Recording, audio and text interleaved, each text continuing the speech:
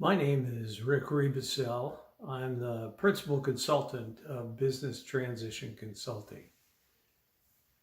When I work with business clients, the thing that comes up most often is whether or not someone has done planning. And what I know, and what we all know from common experience, is that if it is important to you to do planning, then you're going to be doing it. Most of the time, I'm talking to people who have not done planning. And the problem that we're up against when we sit down and we go through what's been done, what needs to be done, it comes down to this. We haven't done any planning. We don't have an owner agreement. We don't have a common bond among our owners. We don't know what our values are. We don't know what our common goals are or objectives. And we just don't know what to do. We need your help. We need something put in place. Well, if you look back on the last 30 days and you think to yourself, how much time have I spent in doing planning about the future, you have a pretty good idea of how important it is to you. Now, if we want to expand the term planning to worry or thinking about, then maybe we can talk about some period of time that you've spent really pondering what should be done, what should happen in the future. But the problem with spending time this way is that we don't really create a document, a writing that can be acted upon, that can be discussed, that can be communicated. The problem really comes down to values. And if you haven't taken time to really think about what's important to you, I suggest that you do think about that. What we typically find is that people are concerned about their own welfare. And there's nothing wrong with that. It's the law of nature. We're all concerned with our own welfare, and there's nothing wrong with saying that. And secondly, what most people are concerned about is the welfare of their family.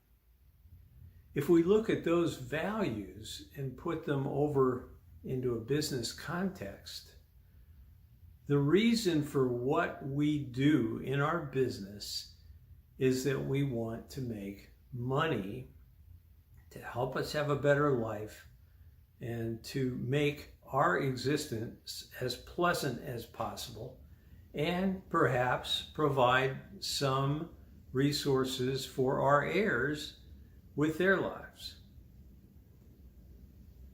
Quite often, people who say that this is their prime value, this is what they're doing, don't plan.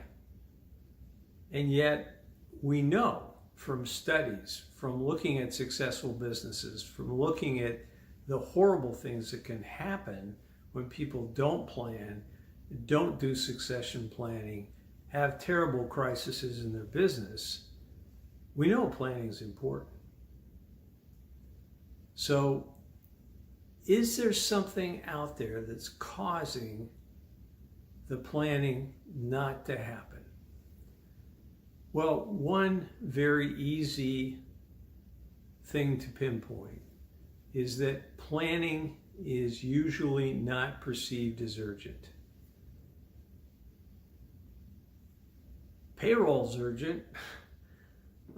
Meeting your debts is urgent. Maybe getting to the dentist is urgent, and certainly paying your taxes is urgent, but planning isn't often in that category. What I suggest is that if, in fact, your values suggest that planning is important, and you, in the last 30 days, have not created any kind of a planning document, then you need to prioritize your time so that you're spending time creating a planning document. When I refer to creating a planning document, I'm not talking about fretting, thinking, worrying. I'm talking about a productive, logical exercise done on paper or fingers to the keyboard, but producing something in writing which tells the planning, the thinking that you're doing. A plan becomes something more than your thinking when it's written down, because then it can be shared, it can be discussed, it can be communicated, and thereafter executed upon, and then something is created and done from the plan. So this seminal step, this first step, beyond just thinking about it, beyond just worrying about it, this first step of writing something down, getting something on paper, becomes very, very important. The businesses I work with usually have more than one owner. And frequently I find that not only have the owners not planned, not only have they not created any kind of document bearing their values, their thoughts, their concerns about the business, most of the time they haven't shared any of these things with one another.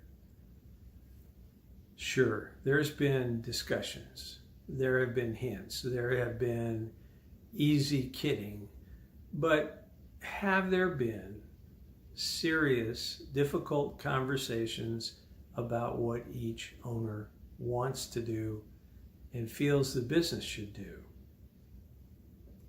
If those conversations haven't occurred, it will be quite difficult to put together an effective owner's agreement, and that most important part of the owner's agreement, a buy-sell provision.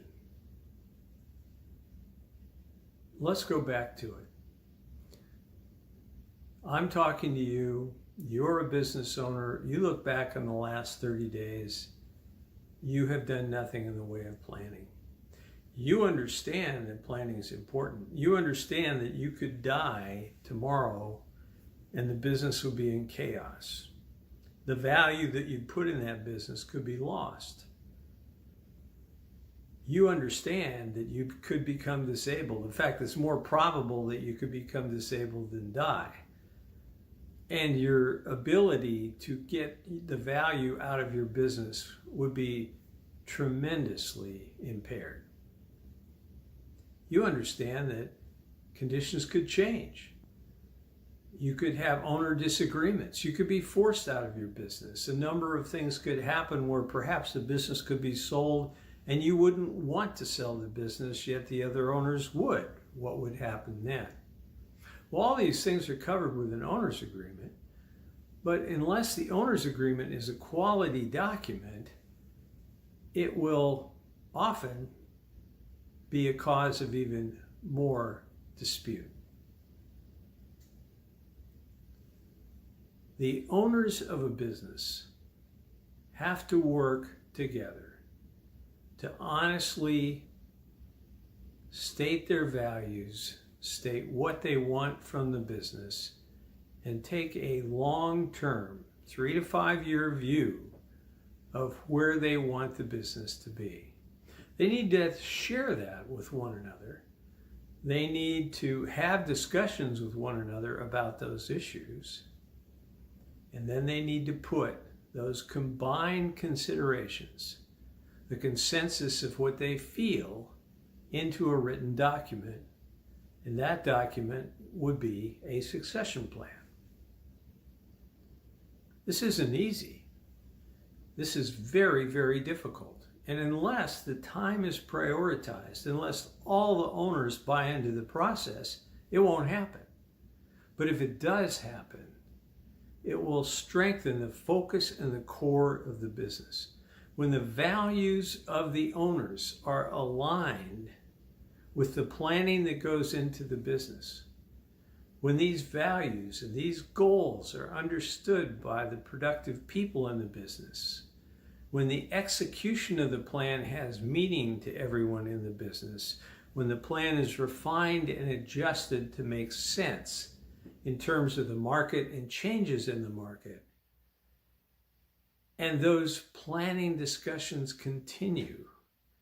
This is the essence of a successful business and a business that can survive the contingent events that we worry about: death of an owner, disability of an owner, business disputes, owner withdrawal.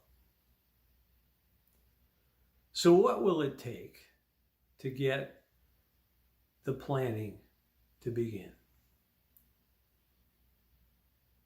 As an owner, it starts with you. You have to determine that planning is something that is important, and then you have to prioritize time to do that plan. And if you don't prioritize your time, something more important will come along and you'll continue to delay any kind of meaningful effort.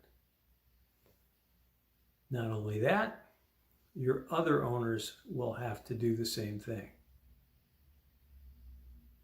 Now, maybe you're saying to yourself, sounds good, but it really can't happen. We can't get everybody on board. No one will really do it.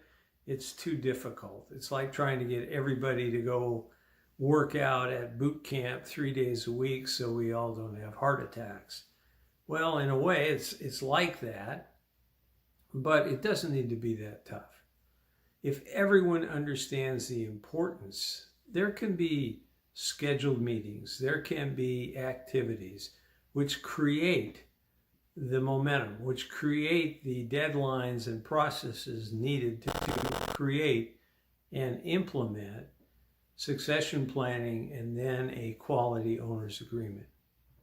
That's the work I do. That's how I can help business owners, by aligning them, helping them communicate with one another, getting a written succession plan together, and then creating an owner agreement which has meaning and substance.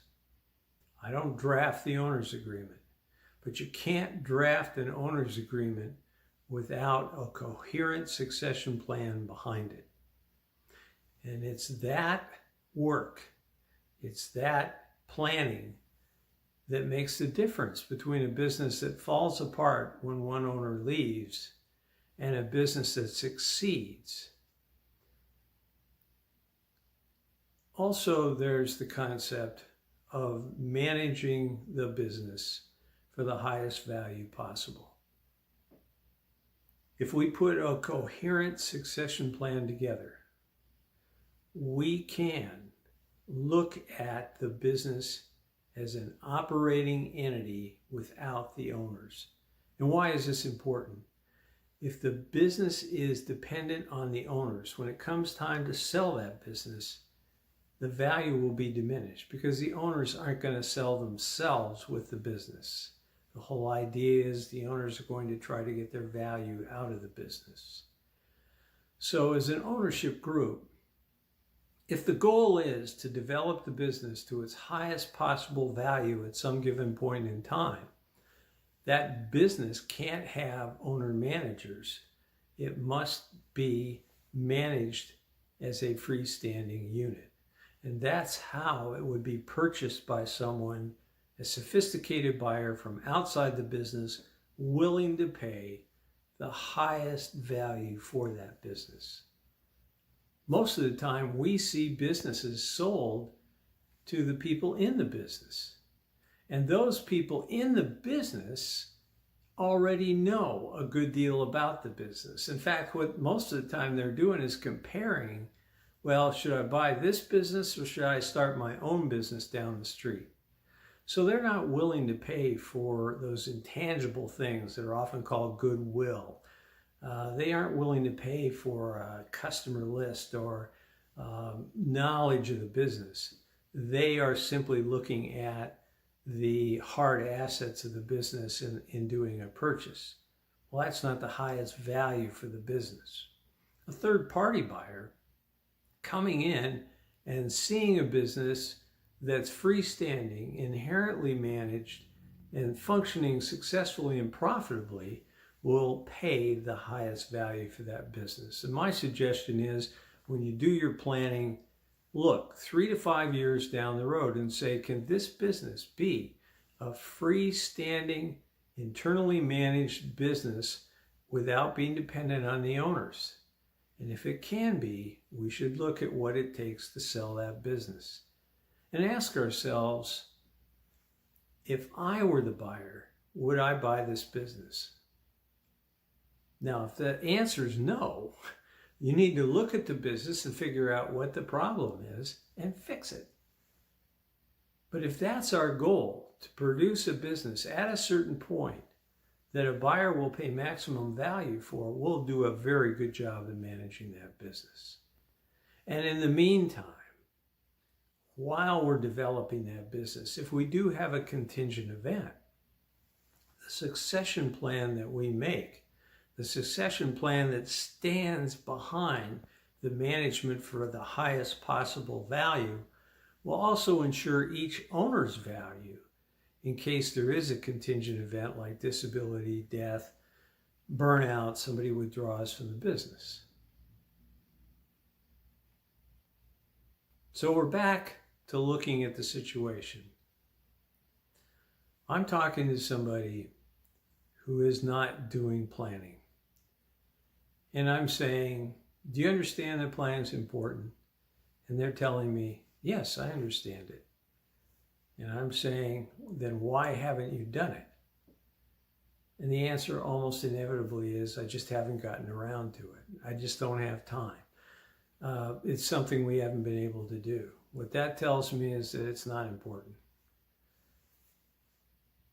But we know it is important, which means that it's a subject of procrastination. So when you look at your values, if your own wealth is important to you, if it's important to you to financially secure the well-being of your family, if you want to leave a legacy for your heirs, then that planning that you're about to do is very important. And you need to prioritize it and get the other owners to prioritize it. If it's too difficult, if you're not getting it done, I can help. I appreciate you listening to this video. Thanks.